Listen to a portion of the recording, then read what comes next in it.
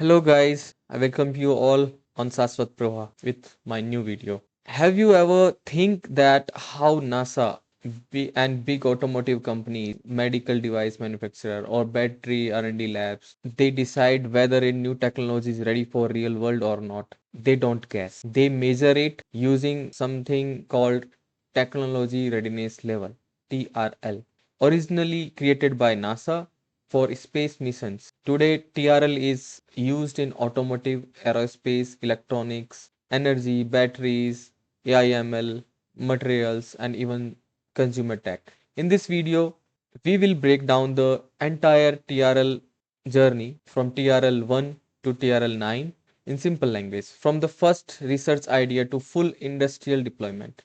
So let's get started. You ever stop and think about the wild journey an idea takes before it becomes, a real thing? From that first little spark in a lab to the actual device you might be holding right now, there's a huge, perilous gap. So how do the pros actually get it done? Well, let's map it out. I mean, this is the billion-dollar question, isn't it? It's what keeps every inventor, every investor, every engineer up at night. We're always seeing these headlines about some incredible breakthrough, but what's the secret sauce? What actually gets an idea out of the lab and into our lives? And trust me, the gap between these two worlds, it's a canyon. On one side, you've got the spark, that quiet, controlled moment of discovery in a lab. And on the other, you've got the loud, messy, chaotic reality of mass production. Trying to get from one to the other is like walking through a minefield of risk. And that, right there, is the heart of the problem. How in the world do you tell the difference between a real game changer and just a bunch of expensive hype? In this crazy world of innovation, you've got to have a way to track what's real and manage all that risk. What's really missing here is a common language. We need a system, some kind of standardized ruler that everyone, from the scientist in the lab to the CEO in the boardroom, can use to agree on one simple thing. How mature is this technology, really? A good idea isn't enough. You need a map. Well, it turns out that map actually exists. It's called the Technology Readiness Level Scale, or TRL for short, and it's got a pretty awesome origin story. It was first cooked up by NASA back in the 70s to deal with the absolutely insane risks of launching brand new, untested tech into space. And hey, if it's good enough for a moon mission, it's probably good enough for the rest of us. So what is it exactly? Simply put, the TRL scale is a 9-step ladder. It's designed to take a piece of technology from its very first twinkle of an idea, as just a scientific principle, all the way up to being a fully operational, ready-for-market product. So let's use this as our guide. Seriously, the best way to picture it is a ladder with 9 rungs.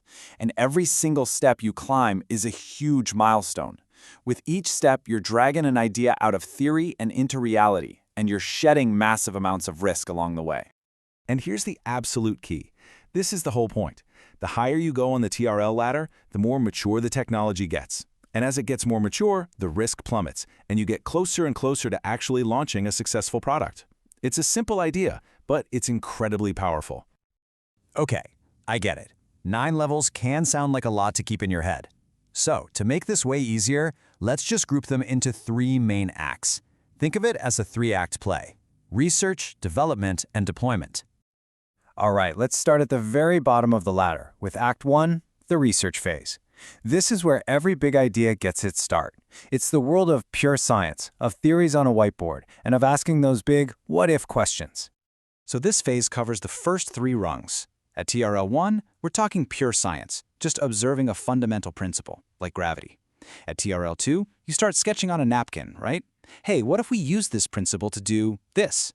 And then by TRL 3, you're finally in the lab, running that very first experiment to prove that your idea isn't just science fiction. And this picture? This is that world in a nutshell. We're talking lab coats, beakers, maybe some complex computer simulations. Forget about having a product. At this stage, all you've got is some promising data and maybe, just maybe, a glimmer of a path forward. So you've done it. You've proven your concept in a lab. Now what? Well, welcome to Act 2, the development phase. This is where all those abstract ideas have to put on their work boots and start becoming real, tangible things. This phase is going to take us from TRL 4 up to 6. At TRL 4, you're basically testing the individual Lego bricks of your technology. Then at TRL 5, you start snapping those bricks together and testing them in a place that simulates the real world, like a wind tunnel or a climate chamber. And the big prize at the end of this phase? TRL-6, a real, functional, working prototype. This is the guts of development, right here. You're leaving the world of paper theories and entering physical reality. You build prototypes, and then you do your absolute best to break them. You hit them with heat, cold, vibrations, brutal stress tests to see if this thing has any chance of surviving in the real world. And that finally brings us to our final act, the deployment phase. This is it, the last grueling push to take that working prototype and turn it into a fully realized product that's ready for prime time. So here we are, the top of the ladder. At TRL 7, you take your prototype out of the nice clean lab and throw it into the wild for its first real-world test. At TRL 8, the whole system is done. It's qualified, it's passed every certification, it's mission ready. And the summit, TRL 9, that's when it's not just a product anymore. It's a success story. It's fully deployed and working out there at scale. And this is what that finish line looks like. We're talking factory lines rolling, global logistics, and real customers. That little idea that started in a lab has officially survived the gauntlet and made it to the big leagues. Okay, so that's the whole framework. But to really get a feel for how powerful this is, we've got to see how it's actually applied in the real world. So let's take a look at a really concrete example. Let's think about how a new Tesla battery gets developed. Back at TRL-3, maybe a scientist at a university discovers a whole new battery chemistry. Jump to TRL-5, and a prototype cell using that chemistry is built and has to survive brutal hot and cold testing. Fast forward to TRL-7, and a full battery pack gets installed and tested in actual vehicles out on real roads. And finally, you hit TRL-9, and that technology is being mass-produced by the thousands at the Gigafactory. See? It maps the entire messy process perfectly. Now, it's worth pointing out that even though the scale is universal, how it's used can be a little different. For an organization like NASA, where failure is, well, not an option, the TRL process is incredibly strict. The tolerance for risk is basically zero. But in commercial industries like cars or electronics, the framework is still there, but there's a bit more flexibility. So, we've climbed the whole ladder, we've seen how it works, but why does any of this actually matter to you? What's the real takeaway here? Well, the impact is huge. The TRL scale acts like a guardrail, stopping companies from pouring millions of dollars into a cool idea that just isn't ready.